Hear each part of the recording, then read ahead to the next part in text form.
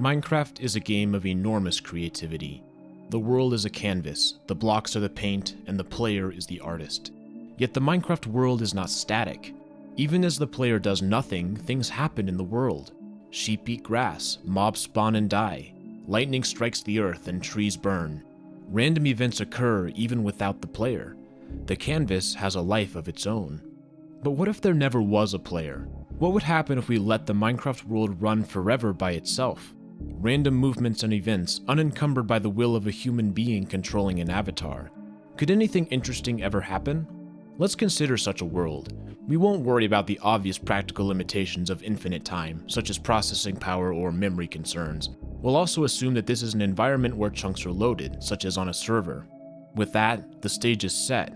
We now boot up our world, and we watch. To begin, there's really not much to see. Animals walk around, villagers go about their routines, mobs spawn during the nighttime. The world is as we expect. Everything that we see is apparently no different to an average gameplay session. However, despite this mundanity, there is one important result worth mentioning. With infinite time, mobs that move around could eventually move to whichever block we want. It doesn't matter how far away this block is, all that matters is that they have a path to it. Since mobs take random paths, their movement is predicated on a random number generator. If we generate enough times, we'll eventually get the correct sequence for wherever we want these mobs to go. Do we want to get a creeper on top of a jungle temple? Do we want a husk on a mountaintop? By rolling the dice enough times, this will eventually happen. Remember, time is not a problem here. We're not looking at what's likely. With an infinite amount of time, that doesn't matter. Instead, we're looking at what is possible. A skeleton taking a trek across the world to a certain block is possible, assuming it can find a path. In fact, we could have a group of 3 baby zombies on chickens travel from one world border to the other. Is this likely? Not even close, but it could eventually happen, and that's the key to this entire experiment. Yet, mobs moving around don't really do much. Sure, it's cool, but is it really interesting? Not so much. However, there is another mob that can do something that's much more unique than simply getting to faraway lands. This mob is going to prove to be one of the crucial building blocks for what we're going to do in this video. I am, of course, talking about the Endermen. Endermen are atypical in many ways. They're allergic to water, they show up in all 3 dimensions, and they can teleport. But all of this pales in comparison to their most powerful ability. They can randomly pick up and place certain types of blocks. In a normal game of Minecraft, this is a minor annoyance. But have you ever played long enough on a world that there are many blocks that have been moved by Endermen? Seemingly wherever you go, you find random grass blocks, and at some point it starts to become a little bit annoying. Well, in our infinite time system, the Enderman could do exactly the same thing. However, we have so much time available that the Enderman could eventually construct almost arbitrary structures. The Enderman could randomly choose to make a pillar, construct patterns, or spell out text. They can also remove blocks and build using negative space.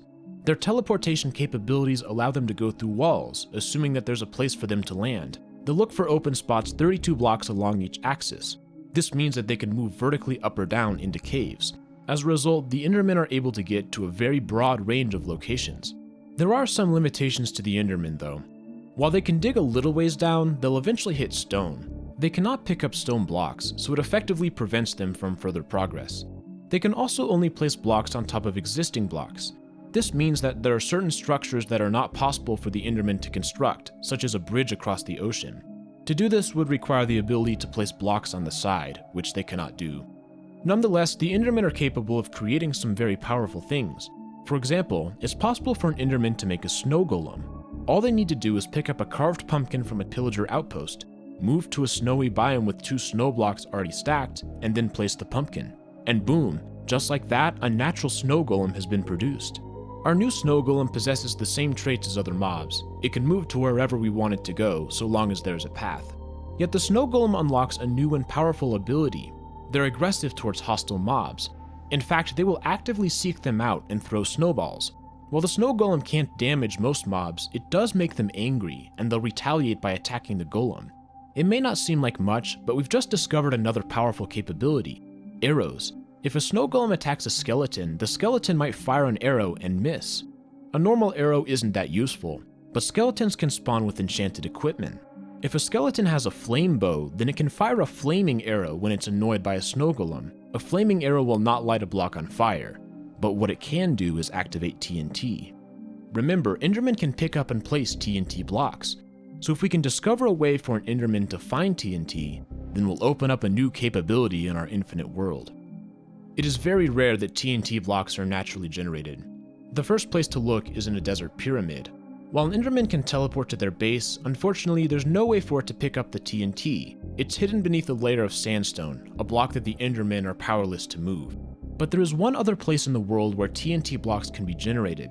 There's a secret room in Woodland Mansions that looks like the End Portal.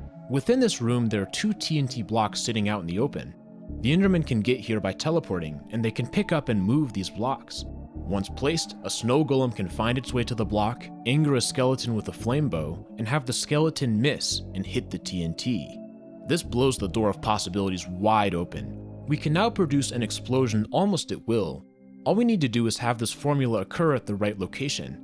Again, the odds of this are astronomically low. Woodland Mansions are rare, and the room is even more so. But what matters is that it's possible. It can and will happen with enough time. However, there's a much simpler way to create explosions. If a snow golem attacks a creeper, then the creeper will retaliate and blow up. This is substantially more likely than the TNT trick. The major disadvantage to creepers is that explosions cannot be easily stockpiled ahead of time, a trait we will need later on. Regardless of which option we use, our capability for explosions allows the Endermen to dig below the surface. They can create a path to almost any underground location. In terms of underground destinations, there is one that sticks out above the rest: the Stronghold. That's right, the Endermen can use explosions to make a path to the Stronghold, and more specifically the portal room. Now, most portal rooms will not be lit by default. The player is intended to find Eyes of Ender and place them. But there's a 1 in a trillion chance that the frame will be completely filled. And if we happen to be on one of these seeds, then the Endermen will have just created a path from the surface down to the end. There are several useful consequences of this. First, Endermen can take blocks from the overworld to the end. They keep holding them even as they pass through a portal. Furthermore, other mobs can wander their way to the end alongside the Endermen. The portal is a one-way ticket, so whatever enters won't be able to leave. But we can get almost any overworld land-based mob into the end naturally. Anything that shows up in the end is going to find itself face-to-face with the Ender Dragon. And we're presented with a question. Is it possible for these mobs to somehow defeat the dragon? The first step is to destroy the regenerating end crystals on the pillars. Endermen can come from the overworld and build huge staircases. Then it's time for our favorite duo. The snow golem angers the skeleton, and the skeleton fires an arrow that misses and destroys the end crystal. Repeat this for each pillar, and we've now got a dragon that doesn't regenerate. The next move is to find a way to inflict damage on the dragon. We're going to steal a trick from the speedrunning community and take care of it using explosions. Remember, we can place TNT and light it. All we need to do is have enough Endermen bring TNT from the overworld, and the snow golems and flame bow skeletons will light it off. Slowly but surely, the dragon will take damage, and eventually it will be defeated. Think about just how absurd this is.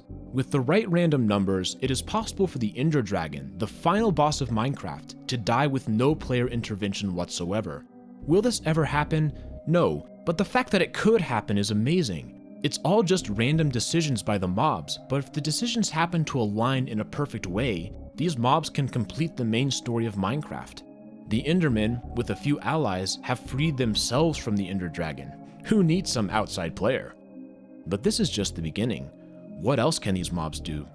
To start, it's possible to drop the dragon egg as an item. All that needs to happen is one additional explosion. When it touches the egg, it drops and falls into the portal. Then, a fox in the overworld can pick it up.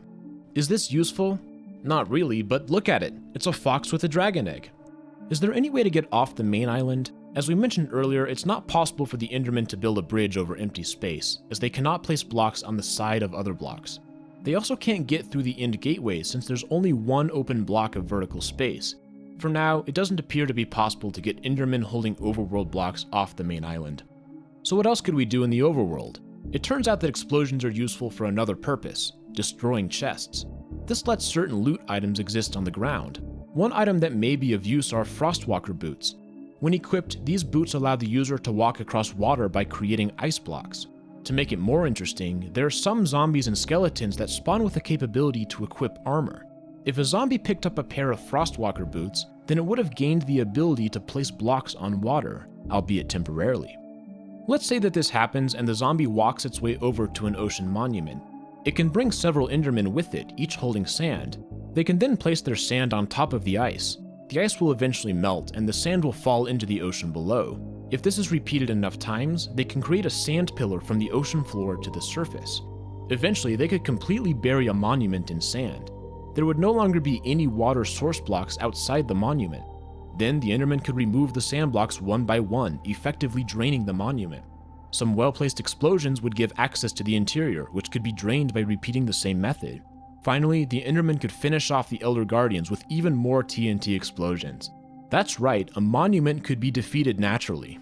Oh, but we are not done just yet. There's another major challenge that we now must tackle: lighting another portal. Now this one relies on a specific type of world generation occurring. I should mention here that I'm not 100% certain if it could happen, so if there are any generation experts watching this video, I'd appreciate the input. Anyways, ruined portals are generated randomly throughout the overworld, and they are an incomplete version of a portal. There are several possible configurations. One of them is particularly useful. Ruined portal number 6 is almost complete, save for one missing block in the top. If we can find a way to get obsidian onto this block, then we will have completed the structure of the frame. Usually when a portal generates, it replaces the blocks in the immediate area, placing the portal in a small cave. But that isn't true when the portal generates in a desert. Instead, the portal is buried in the landscape.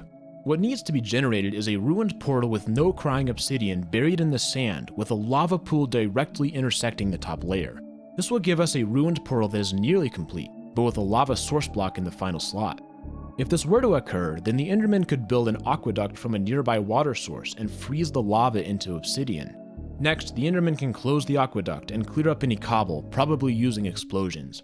We now have a completed portal frame, but how can it be lit? Flame arrows do not work, so our TNT strategy is off the table. Lighting this is actually quite tricky.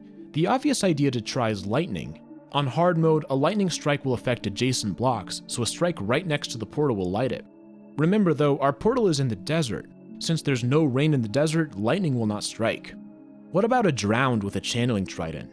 Unfortunately, as of 1.18.1, enchantments on a drowned trident don't work. Maybe this is a bug, but for now we're going to need to find another way. Could the Endermen make a path of flammable blocks and lead fire from a lightning strike elsewhere? Nope, the Endermen cannot pick up most flammable blocks. However, the Endermen can pick up TNT. TNT is a bizarre block. While it is flammable, it doesn't appear to be as useful because fire causes it to explode. Or so we would think. In a strange twist, fire can sometimes spread to it without immediately activating the explosion. So what needs to occur is the following. A TNT block must be placed adjacent to the portal. Then a nearby heat source must light it in such a way that it doesn't explode immediately and instead lights the portal. Then the Endermen must quickly move it out of the way before it does explode and undo all the hard work. It's an extremely precise sequence of events that must occur in a world with specific generation. But if all of that were to happen, we would find ourselves with a lit nether portal generated naturally. That's right, our randomly moving mobs have managed to create a connection between all three dimensions. Unfortunately, there isn't much to do in the nether. It's not possible to construct a wither, since Endermen cannot pick up and place wither skeleton skulls. What we can do, however, is bring nether mobs to the surface. While many mobs avoid nether portals, through entity cramming it should be possible to force them through if need be. A baby hoglin that goes through a nether portal will turn into a baby zoglin. The baby zoglin could find its way to the end portal. Since baby zoglins are less than 1 block high, it means that they can get into an end gateway.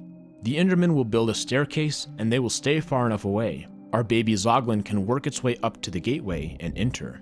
These gateways can sometimes lead to locations directly above end ships. If this were to be the case, then the zoglin would fall out of the portal and land onto a ship. As it moved around, it would eventually make its way inside the ship, where it would meet a shulker. Despite it being a baby, it would still attack the shulker. The shulker would eventually be killed, if not by a single zoglin, then by a few of them working together. So that's nice, but what about that elytra? Is there any way to get it off the wall?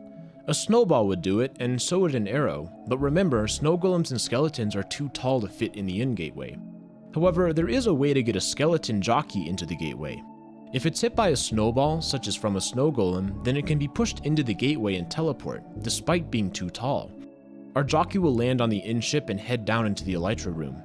The fiery zoglin will attack the jockey, and the skeleton will retaliate, firing arrows. A poorly placed arrow will hit the item frame, dropping the elytra on the ground. Once the fighting is done, a fox from the overworld will find its way into the End, come to the ship, and pick up the elytra. It can't use it, of course, but the game is as close as it can get to enjoying one of the great rewards for killing the dragon. We killed the dragon, picked up an elytra, defeated an ocean monument, all completely naturally. Obviously, this video is a thought experiment more than anything. The odds of things happening in these specific orders are incomprehensibly low. It's so low that it reaches the point of absurdity. The Minecraft example is similar to other thought experiments. It's analogous to the story of a monkey hitting random keys on a typewriter. Almost everything it will produce is meaningless gibberish, but given enough time, the monkey will one day type the complete works of Shakespeare. This idea exists in mathematics with the appropriately named infinite monkey theorem. This theorem states that, with infinite time, the monkey will eventually type every possible finite text with a 100% probability. This isn't just speculation, it's been mathematically proven to be the case. The same principle applies to Minecraft, but instead of monkeys typing on a typewriter, it's random number generators selecting specific values. Most of these values will be gibberish that accomplish nothing, but not all of them. Just like the monkey writing Shakespeare, the random generators are capable of doing great things, like killing the Ender Dragon. Minecraft is a game that gives the player a unique sense of creative control. But given enough time, perhaps Minecraft itself is capable of some creativity of its own. It's time to start wrapping up this video. The idea of what's possible in Minecraft is fascinating, and I had tons of fun finding new and creative ways for events to happen in the game. A lot of the brainstorming for this video came in conjunction with members on the RetroGamingNow Discord. I'm very thankful for their creative ideas and input. If you have any interest in this video or the community in general, I encourage you to join. It really is a great place to bounce ideas off of one another, and it was instrumental in the production of this video. Let me know what you think in the comments. Are there any other cool things that could happen that I missed? I'm almost certain that there are, so I'm really excited to see a response. Also, if you enjoyed this video, feel free to subscribe. It really helps me out. We'll go ahead and end with that. This has been RetroGamingNow. Thank you so much for watching, and I'll see you all in the next video. Have a great day.